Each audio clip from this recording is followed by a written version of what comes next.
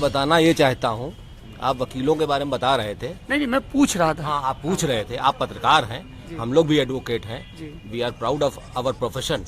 आप समझ लीजिए, वकीलों का इतिहास मैं आपको बता दूं, father of nation Mahatma Gandhi हैं, पंडित जवाहरलाल नेहरू, पटेल, सुभाष चंद्र बोस। अच्छा, आपको मेरी किसी भी बातचीत से ये लगा क्या कि मैं वकीलों का सम्मान नहीं करता हूँ? सम्मान की बात नहीं, मैं एक चीज और आपको बताना चाहता हूँ। आप इसमें उसको मतलब छापिए या बोल, मतलब लाइव देख रहे हैं, लाइव नहीं, लाइव दे न दे, दे रहे हैं, कोई सर गड़बड़ झाला नहीं है, कोई काट झांट नहीं है। मैं बताना ये चाहता हूँ कि देश की आजादी में सबसे बड़ी कमी ये थी कि 70% लायर्स थे उस समय। जब आजादी थी तो पार्लियामेंट्रियन 70% लायर्स थे। ये कमी कैसे थी? कमी इसलिए हुई कि सबसे बड़ी हमारे अंदर दिक्कत कॉन्स्टिट्यूशन में ये हुई कि एक तो जो नेता जो है वो पढ़ा लिखा हो या ना हो, सबसे बड़ी कमी यह है कि नेता के लिए पढ़ा लिखा होना जरूरी नहीं है। तो जब नेता पढ़ा लिखा नहीं है तो कौन चला रहा सरकार? ब्यूरोक्रेसी। अब ब्यूरोक्रेसी चढ़ा रही है। और आपको मालूम है कि प्रियम्बल में जैसे दिया है, social justice, economic justice, political justice, कोई जस्टिस नाम की चीज नहीं है। और डेमोक्रेसी के आपके 4 स्तंभ हैं, एग्जीक्यूटिव, लेजिस्लेचर, जुडिशरी और प्रेस। मैं कहना चाहता हूं बिल्कुल खुलेआम कहिए कि कोई अछूता नहीं है सिस्टम से, है। और ये वकील क्लास ही है जो इस देश को चला रहा और चलाएगा, मैं आपको बता रहा हूँ।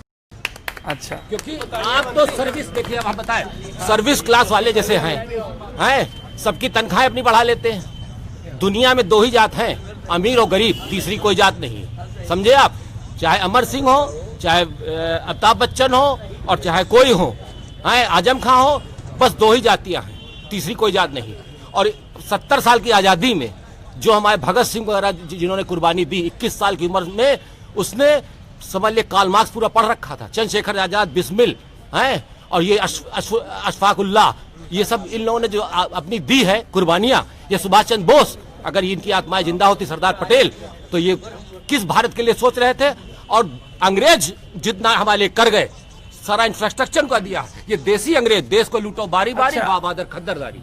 और सबसे बड़ी कमी आपकी डेमोक्रेसी में ये है कि हमारा भी एक वोट है, मैं वकील हूँ, और एक लल्लू बच्चू का भी एक वोट है जो अनपढ़ गवार है। एक तो नेता नहीं, यहाँ पे मैं आपकी बात से कतई असहमत हूँ। आप पढ़ लिख गए क्योंकि आपके पिताजी इतने समर्थ थे कि वो आपको पढ़ा लिखा सकें। जिसको आप लल्लू बच्चू कह रहे हैं, कोई आप ये बताइए, कोई ये गरीब आदमी चाहेगा कि वो अपने बच्चे को स्कूल के बजाय काम करने, मजदूरी करने भेजे? कल मैं हरदोई में था, नुमाइश मैदान में, एक 9 साल का लड़का गुब्बारा बेच रहा था। है कोई 9 साल का, हमारा आपके घर का लड़का तो गुब्बारा बेचने हम नहीं भेजेंगे। आपने लल्लू बच्चू कह रहे हैं आप। मैं ये बता रहा नहीं, आप एक सेकंड, आप एक बार बताइए वकील साहब। नहीं, मैं आपकी सब बात सुन रहा था। अरे अब आप कह रहे हैं लल्लू बच्चू इन द सेंस, नहीं किस है, उसको वोट की कीमत नहीं मालूम है। नहीं, आप वो इलिटरेट नहीं है तो वो सिस्टम का फेलियर है। आप उसका वोट तो आप ये कहना चाहते हैं कि सिर्फ वकीलों को या पढ़े लिखों को वोट डालने का हक मिले? सिस्टम, मैं वकीलों को नहीं कह रहा हूं। आप कह रहे हैं वकील देश चला रहे हैं, 70% वकील थे, उन वकीलों ने क्या किया 70 साल में? पूरी बात सुनी नहीं। मेरा एक वोट पढ़े लिखे का, जो इलिटरेट है, जिसको वोट की कीमत नहीं मालूम है, जो एक पाउच पे बिक जाता है, 20 पाउच। नहीं, एक सेकंड, आप एक बात बताइए। आप कह रहे हैं पाउच पे बिक जाता है। इस देश को 70 साल से जो प्रधानमंत्री और मुख्यमंत्री चला रहे हैं वो तो पढ़े लिखे हैं। क्या किया उन्होंने? आप खुद ही कह रहे हैं कि उन्होंने चौपट कर दिया। आप कह रहे हैं कि नहीं? आप ही ने कहा ना कि उन्होंने विकास नहीं किया 70 साल में, तो वो पढ़े लिखे थे, उन्होंने उन गरीबों के लिए क्या किया जो पाउच में बिक जाते हैं? अभी तो कोई ना सोशल जस्टिस है ना इकोनॉमिक जस्टिस। आप ये गरीबों का इस तरीके से अपमान नहीं कर सकते। नहीं, आप कह रहे हैं पाउच में बिक जाते हैं। ये बताइए, जो बड़े बड़े सुब्रत राय सहारा जेल में हैं, वो गरीब हैं? नहीं, उनको वोट। विजय माल्या गरीब हैं, विजय माल्या गरीब हैं, सांसद थे, करोड़ों रुपए लेके भाग गए। प्रेस वाले कितना मतदाता को एजुकेट करते हैं? सर, एजुकेट करने के लिए तो ये गांव-गांव, शहर-शहर जा रहे हैं। उनको आप बताइए मतदाता की क्या वैल्यू? जी बिल्कुल बताते हैं, होता है।